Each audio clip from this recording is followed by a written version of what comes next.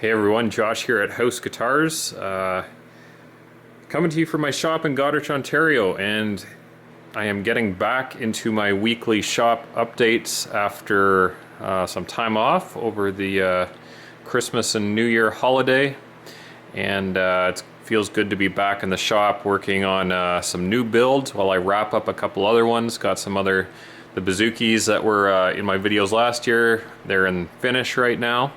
And just thought I'd take today's shop overview and just highlight one of the builds that I'm working on. I'm really excited to have two of my 13 fret triple O guitars on the go. And the one you see here on the bench, if you follow me on social media, you will have seen some pictures of this one. This is the Mahogany Engelmann Spruce Lefty.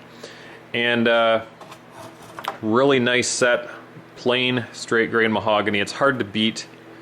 People often ask me what my favorite tone wood is. It's mahogany. I love the sound of it as a player, the balance, and I love it visually. You get everything from this nice, beautiful, plain, straight stuff to curly stuff. Just a great tone wood. And so I started off the video with a few clips just working on this guitar, and so I just thought I'd give you a quick rundown of some of the stuff you saw there. I have the rim here, and liners are in, and on the bottom half of the liners where the back is going to get attached, I use a traditional reverse kerf style liner. It's relatively easy to make and to install, and works good there. And then along the top I use a solid liner, and it's actually three pieces of solid wood laminated together.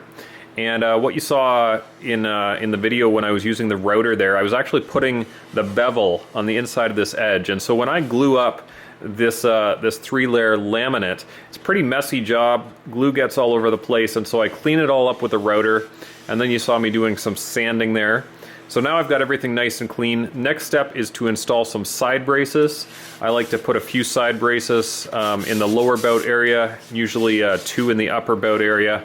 Just stiffens up the rim a bit and helps to protect against cracks. So that's the next stage for this guitar. And maybe be getting to that tomorrow. Once that's done, then the back can be glued on. You saw a clip there of carving out the back braces. And at this point they're just kind of roughed out. When I initially glue them on, they're just kind of square pieces of wood because they're easy to clamp. I go back and I shape them with a plane. I've done my rough shaping now. The final shaping and sanding takes place as I'm fitting the back onto the rim. So that will be the next step to happen here. And final step before the back is attached. You can see the Engelmann top, really pretty. I don't know how well it'll come out in the light, but this variation in the color that you see along the sides of the top here, it's all pinkish. I always like the pinkish color that shows up in spruce sometime, and that'll pop out a bit better under finish. But this is getting a nice Cocobolo radial rosette that will be installed in the top there. And you also saw some videos of me truing up the neck blank. So here we have a one-piece mahogany neck blank. I start by just kind of truing it up quickly on the jointer, and then you saw me doing some hand sanding. I usually plane and sand it a bit by hand, just to make sure everything's square and level.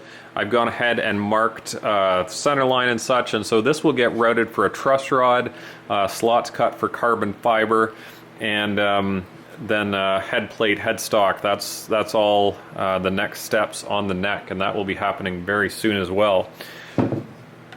This guitar is a custom order through Paramount in Wisconsin. Ken Fox is the guy to talk to there. He's got a good selection of my guitars in stock at any time, and he also processes custom orders for me on a regular basis. So if you're interested in having something custom built and you're living in the US, be sure to get in touch with Ken, and he can get you some information.